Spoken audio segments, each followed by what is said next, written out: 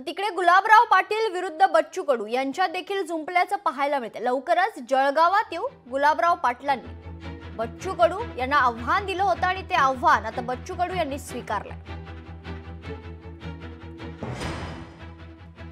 काही लोक आहे ना चमको आहे, ते त्यांना माहिती होतं 28 तारखेला हे डिक्लेअर करणार आहे आपण कृषी अधिकारी आणि कलेक्टरच्या मीटिंग मध्ये। तर त्यांनी तो मूर्ता बरोबर त्याच टायमाला काढला, म्हणजे कसं हाड्याचं बस डंगचं मुडणं। अरे बाबा उन्मेष दादा, तू 5 वर्ष खासदार होता, कधी बोंब पडली तुझी रे? कुठे चाला नाही बाबा तू? आता काय शेतकरी सांगतोय मोर्चे पिरचे, तो तुमचा धंदा नाही, तो आम्हाला धंदा आहे, हो आमचा धंदा आहे। आम्ही शिंगाडे काढत असे 10-20 लोक आहेत हो।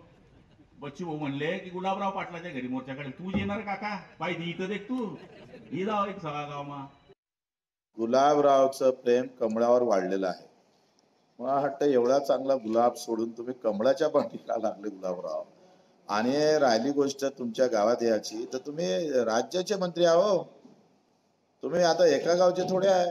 आणि तुमची इच्छा पूर्ण करू ना गुलाबराव, आम्ही येऊ तुमच्या घरी। 5 तारखेला मी जळगाव मध्ये आहे, तुमच्या गावात तुमच्या जिल्ह्यात आहे, तुमच्या आजूबाजूला आहो। तुम्ही जर म्हटलं तर घरी येऊ, पाहू काय व्यवस्था करता येईल तुमचे कोण, आम्ही काय व्यवस्था करू ते पाहू। शेतकरी पुत्र म्हणून राहा गुलाबराव। तुम्ही जरी मंत्री असले तर तुमचा जो आवाज आम्ही विधानसभेत पाहत होतो शेतकऱ्यासाठी, तो दबलेला दिसतं। तो दबू नये म्हणून आम्ही तुमच्यावर बोललो आहे।